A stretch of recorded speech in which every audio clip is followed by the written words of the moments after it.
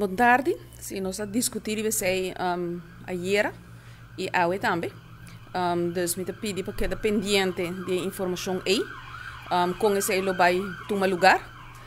Verdade que já não é mal que por bem não venga, na maneira de dizer em espanhol.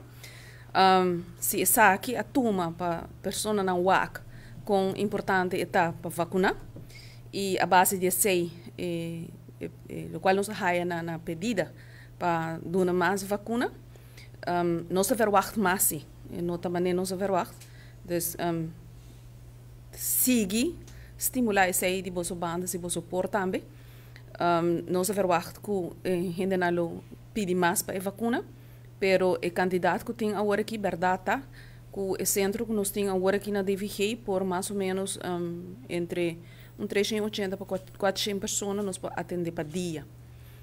Se você pede agora aqui na afspraak, tem chance que aqui semana lo bohaia bo afspraak. Então esse aí nós também por de com nós podemos minimalizar o tempo de espera ina que uma pessoa que decide que ja melhor é tomar sua vacuna toch.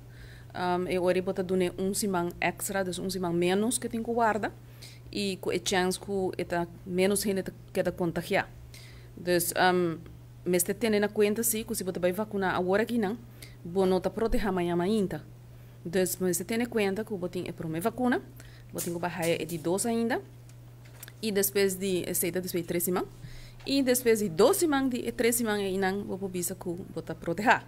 Dus se você tomar vacuna amanhã ainda, é que até aqui 5 semanas mais ou menos, o grupo de pessoas não lo nota risco grande mais para um mês, nem para outro não. E esse aí que o qual nós mira na cifra, não vai baixar amanhã ainda tampouco. Dus het vai tomar seu tempo. E pensei, Dr. Cáceres do hospital também geeft aan, que ainda não são a passar riba e golf que não. E esse aí, me querer Gerrit Trump também has heel duidelijk, com o gráfico não, que nós não passa over die ainda. Dus sim, o candidato de pessoas que começa a pedir para vacuna está subindo, pero não está o qual não está expect, não está expect mais.